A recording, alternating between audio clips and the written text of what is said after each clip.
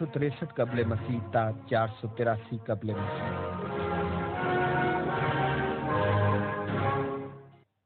گوتم بدھ کا اصل نام شہزادہ سدھارتھ تھا۔ وہ بدھ مت کا بانی ہے جو دنیا کے عظیم مذاہب میں سے ایک ہے۔ سدھارتھ کپل وستو کے راجا کا بیٹا تھا جو نیپال کی سرحدوں کے نزدیک شمالی ہندوستان کا ایک شہر ہے۔ سدھارتھ، جس کی ذات گوتم اور قبیلہ شاکیہ تھا، نیپال کی موجودہ سرحدوں کے بیچ لمبائی کے مقام پر 563 قبل مسیح میں پیدا ہوا۔ 16 برس کی عمر میں اس کی شادی اس کی ہم عمر امزاد سے ہوئی۔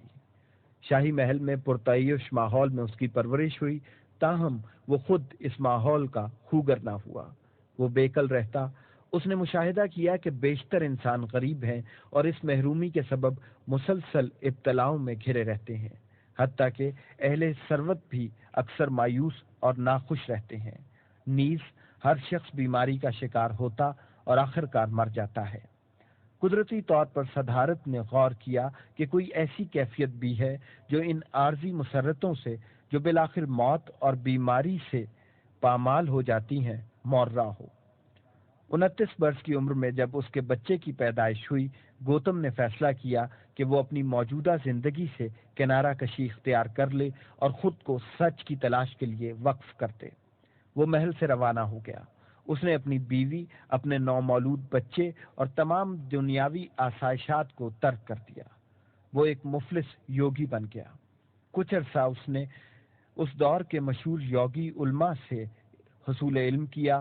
ان کے افکار کی مکمل آگہی حاصل ہو جانے کے بعد اس نے انسان کے غیر اطمینان بخش مسائل کے اپنے حل وضع کیے۔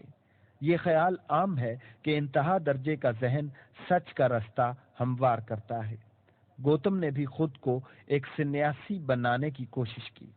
کئی سال وہ مسلسل فاقہ کشی اور خود اذیتی کے مراحل سے گزرا۔ پایان کار اسے ادراک ہوا کہ جسم کو اذیت دینے سے ذہن میں ابہام پیدا ہوتا ہے، اسی لیے یہ ریاضت اسے سچ کی قربت نہ دے سکی۔ چنانچہ اس نے پھر سے باقاعدہ خوراک لینی شروع کی اور فاقہ کشی کو ترک کر دیا۔ خلوت میں اس نے انسانی موجودگی کے مسائل پر استغراق کیا۔ آخر ایک شام جب وہ ایک عظیم الجثہ انجیر کے درخت تلے بیٹھا تھا، اسے اس چیستہ کے سبھی ٹکڑے باہم یکجا ہوتے محسوس ہوئے۔ سدھارتھ نے تمام رات تفکر میں بتائی۔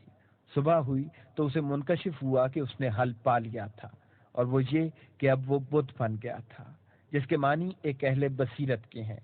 تب اس کی عمر 35 برس تھی۔ زندگی کے باقی 45 برس اس نے شمالی ہندوستان میں سفر کرنے میں گزارے۔ وہ ان لوگوں کے سامنے اپنے خیالات کا پرچار کرتا جو اسے سننے آتے تھے۔ 483 قبل مسیح میں اپنے وفات کے سال تک وہ اپنے ہزاروں پیروکار بنا چکا تھا۔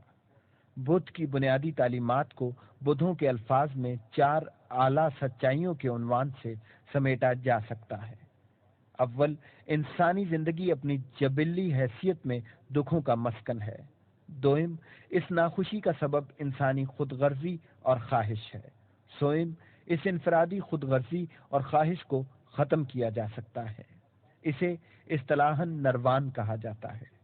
چہارم، اس خود غرضی اور خواہش سے فرار کا ذریعہ 8 راست راہیں ہیں، یعنی راست نقطہ نظر، راست سوچ، راست گوئی، راست بازی، راست طرز بود و باش، راست سائی اور راست ذہن اور راست تفکر۔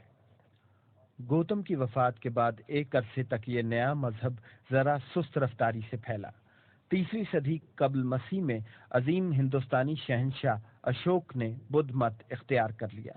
اس کی پشت پناہی سے ہندوستان بھر میں بدھ مت کے اثرات تیزی سے پھیلے۔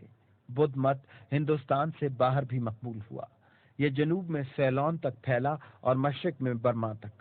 وہاں سے بڑھ کر جنوبی ایشیا میں اس نے اپنے قدم جمائے اور ملایا تک پھیلا، اور پھر آگے علاقے میں سرایت کر گیا جسے اب انڈونیشیا کہا جاتا ہے۔ بدھ مت کے اثرات شمالی علاقوں میں بھی مرتسم ہوئے۔ یہ تبت پہنچا اور آگے شمال کی طرف افغانستان اور وسطی ایشیا تک اس کے پیروکار پھیل گئے۔ اس نے چین میں بھی جگہ بنائی جہاں اسے بڑی پذیرائی ملی۔ یہاں سے آگے جاپان اور کوریا میں بھی اس نے اپنے پیروکار پیدا کیے، لیکن ہندوستان میں ہی یہ مذہب 500 عیسوی کے بعد تنزل کا شکار ہونے لگا اور 1200 عیسوی تک یہ سمٹ کر بہت مختصر طبقے تک باقی رہ گیا۔ دوسری جانب چین اور جاپان میں بدھ مت ایک بڑے مذہب کی حیثیت سے موجود رہا۔ گوتم بدھ کے تصورات کی گہرائی کے سبب ہی بدھ مت ہندوستانی حدود سے باہر تک پھیلا اور اس کے فلسفے نے قبول خاص و عام کی سند حاصل کی۔ نمبر 5،